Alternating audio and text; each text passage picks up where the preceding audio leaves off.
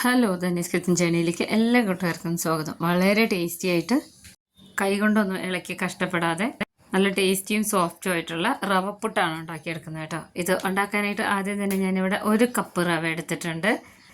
ഈ റവ നമുക്ക് സാധാരണ ഉപ്പുമാവ് ഉണ്ടാക്കുന്ന പോലെ തന്നെ ആദ്യം ഒന്ന് വറുത്തെടുക്കണം കേട്ടോ. ഞാനിവിടെ കടായി ചൂടാകാൻ വെച്ചിട്ടുണ്ട്, അതിലേക്ക് ഇട്ട് കൊടുക്കാം. ഇത് സാധാരണ വറക്കുന്ന പോലെയല്ല, അതിനെക്കാട്ടും കുറച്ചൊന്ന് ഇതിൻ്റെ കളറ് മാറാത്ത രീതിയിൽ വറുത്തെടുക്കണം. അപ്പം മീഡിയം ഫ്ലെയിമിലിട്ട് നന്നായിട്ടൊന്ന് ഈ ഒരു രീതിയിൽ വറുത്തെടുത്തിട്ടുണ്ട് കേട്ടോ. ഒത്തിരി കളറ് മാറാൻ നിൽക്കരുത്. നമുക്ക് സ്റ്റൗ ഓഫ് ചെയ്യാം. ഇത് ഒരു വെന്ത മണം വരും, ആ സമയത്ത് തന്നെ ഓഫ് ചെയ്ത് വെക്കണേ. അപ്പോൾ ഇനി ഒന്ന് ചൂടാറാൻ വെച്ചിട്ടുണ്ട്. ഒരു 5 മിനിറ്റൊക്കെ ഒന്ന് പുറത്ത് വെച്ചാൽ മതി കേട്ടോ. സ്റ്റൗവിൽ നിന്ന് എടുത്ത് താഴെ വെച്ചാൽ മതി.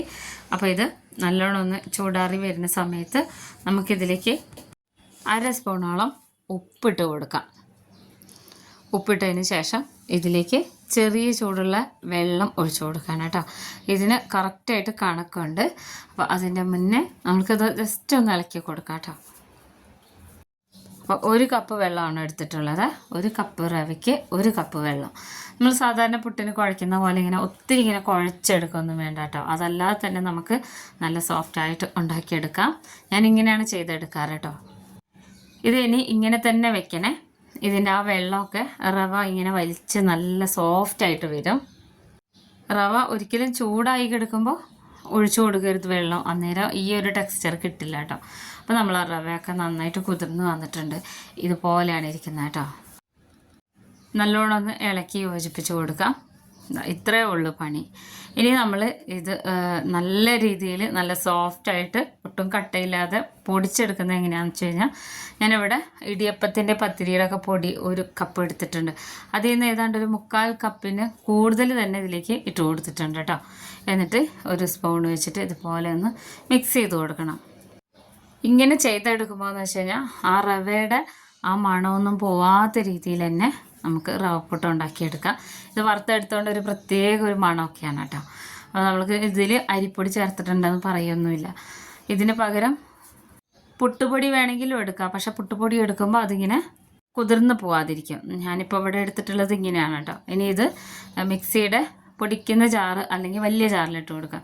നമ്മൾ കുറച്ച് പൊടി മാറ്റി വെച്ചിട്ടുണ്ടായിരുന്നില്ല, അത് ഇതിൻ്റെ അടിയിലൊന്നിങ്ങനെ വെതറി കൊടുക്കാനാണ്, ഒട്ടിപ്പിടിക്കാതിരിക്കാനാണ് കേട്ടോ. റവ ആയതുകൊണ്ടാണ്. നമ്മൾ എടുത്ത് വെച്ചിട്ടുള്ള റവ ഉണ്ടല്ലോ, മിക്സ് ചെയ്ത് വെച്ചിട്ടുള്ള അത് ഒരു 1/4 ഭാഗത്തോളം ഇതിലേക്ക് ഇട്ട് കൊടുക്കാം. അതെന്താണെന്ന് വെച്ച് കഴിഞ്ഞാൽ മിക്സിയുടെ ഏതാണ്ട് ഒരു 1/4 ഭാഗം അല്ലെങ്കിൽ 1/2 ഭാഗം മാത്രമേ ഉണ്ടാവാൻ പാടുള്ളൂ. ഇത് ജസ്റ്റ് ഒന്ന് കറക്കിയെടുക്കുക മാത്രമേ ചെയ്യുന്നുള്ളൂ. അപ്പോൾ ഇത് നന്നായിട്ട് പൊടിഞ്ഞ് കിട്ടാൻ വേണ്ടിയിട്ടാണ്. വലിയ ജാറൊക്കെ ആണെങ്കിൽ ഒരുമിച്ച് ചെയ്തെടുക്കാം. അപ്പോൾ ഞാനിപ്പോൾ ഇവിടെ ഒന്ന് കറക്കിയെടുത്തിട്ടുണ്ട് കേട്ടോ. പൊടി നനവ് കൂടുതലാണെന്ന് തോന്നി കഴിഞ്ഞാൽ 1 സ്പൂൺ എക്സ്ട്രാ അരിപ്പൊടി ഇട്ട് കൊടുത്താലും മതി. നല്ല സോഫ്റ്റായിട്ടുള്ള പൊടിയുടെ റെഡി ആയിട്ടുണ്ട് കേട്ടോ. റവപ്പൊടി ഒരുപാട് ഇങ്ങനെ പൊടിഞ്ഞ് വരുമൊന്നുമില്ല. നമുക്ക് ശരിക്കും ഒട്ടും തന്നെ കട്ട കെട്ടാതെ ഇങ്ങനെ ജസ്റ്റ് ഒന്ന് കറക്കിയാൽ മതി. കറക്കുക, ഒന്ന് ഓഫാക്കുക, ആ ഒരു രീതിയിൽ ചെയ്തെടുത്താൽ മതി. വെള്ളം ആദ്യമായിട്ട് ചെയ്യുന്നവരൊക്കെ ആണെന്നുണ്ടെങ്കിൽ ഒരു 1/4 കപ്പ് വെള്ളം ഒഴിച്ചാലും മതി. അപ്പോൾ നമ്മുടെ റവ ഇവിടെ റെഡി ആയിട്ടുണ്ട്. ബാക്കിയുള്ളതും കൂടെ ഇതുപോലെ തന്നെ പൊടിച്ചെടുക്കാം കേട്ടോ. നമുക്ക് ഇത് പൊടിച്ചെടുക്കുമ്പോൾ മിക്സിയുടെ ജാറിൻ്റെ ഉള്ളിൽ ആദ്യമായിട്ട് നമ്മൾ പൊടിക്കുമ്പോൾ കുറച്ചൊന്ന് പൊടി തൂവി കൊടുക്കണമെന്ന് മാത്രമേ ഉള്ളൂ. അല്ലാതെ ഒരു പ്രശ്നമില്ല. ഒത്തിരി ഇട്ട് കറക്കരുത്, എന്നാൽ ഇത് കട്ടയായിട്ട് വരും. ഈ ഒരു രീതിയിൽ ചെയ്തെടുത്താൽ മതി. ഇത് മിക്കവാറും ദിവസം ഞാൻ വീട്ടിൽ ചെയ്യുന്നതാണ് കേട്ടോ. സൺഡേ ഒക്കെ ഫുഡ് ഉണ്ടാക്കുമ്പോൾ ബ്രേക്ക്ഫാസ്റ്റ്. ഇത് ശരിക്കും ഇങ്ങനെ പൊടിച്ചെടുത്ത പൊടി പോലെ തന്നെ കാണും. നമ്മൾ മില്ലിൽ നിന്നൊക്കെ ഇങ്ങനെ പൊടിച്ചു കൊണ്ടുവരില്ല, അങ്ങനത്തെ തൈരിയുള്ള പൊടി പോലെ തോന്നും. നല്ല സോഫ്റ്റാണ് കേട്ടോ അത്. ഇനി ഞാനിവിടെ പുട്ട് ഉണ്ടാക്കുന്നത് ഇങ്ങനെ ഈ റൗണ്ടിലാണ് കേട്ടോ. ഈ റൗണ്ടിൻ്റെ പാത്രത്തിലാണ്. 2 രീതിയിൽ നമുക്ക് ഉണ്ടാക്കിയെടുക്കാം. തേങ്ങ ഞാൻ ചിരവി വെച്ചിട്ടുണ്ട്. അപ്പോൾ ആദ്യം തന്നെ തേങ്ങ ഒന്നിങ്ങനെ ഇതിൽ പരത്തി കൊടുക്കണം.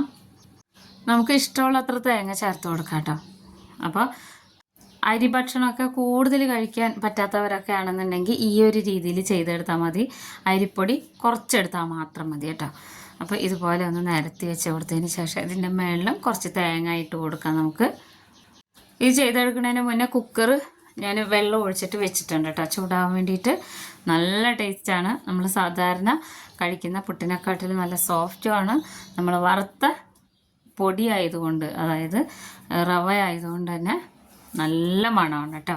റവ വറുത്തെടുക്കുമ്പോൾ ഒരു പ്രത്യേക മണമല്ലേ. അപ്പോൾ അതാ നിറച്ച് വെച്ച് മൂടി വെച്ച് കൊടുത്തിട്ട് നമുക്കിത് കുക്കറിൻ്റെ മീതെ വെക്കാം. നന്നായിട്ട് ചൂടായി വരുന്നുണ്ട് നമ്മുടെ കുക്കർ.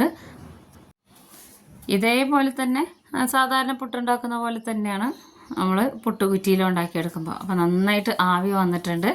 ഇതിൻ്റെ ഒരു മണം ഉണ്ടല്ലോ, റവയും പിന്നെ അരിപ്പൊടിയും കൂടെയുള്ള ഭയങ്കരമാണ് കേട്ടോ.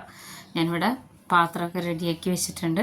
നല്ല സോഫ്റ്റ് പുട്ട് ഇവിടെ റെഡി ആയിട്ടുണ്ട്, റവ പുട്ട്. ഇനി നമുക്ക് പാത്രത്തിലേക്ക് ഇട്ട് കൊടുക്കാം. ബാക്കിയുള്ളതും ഇതേപോലെ തന്നെ ഉണ്ടാക്കിയെടുക്കണം കേട്ടോ.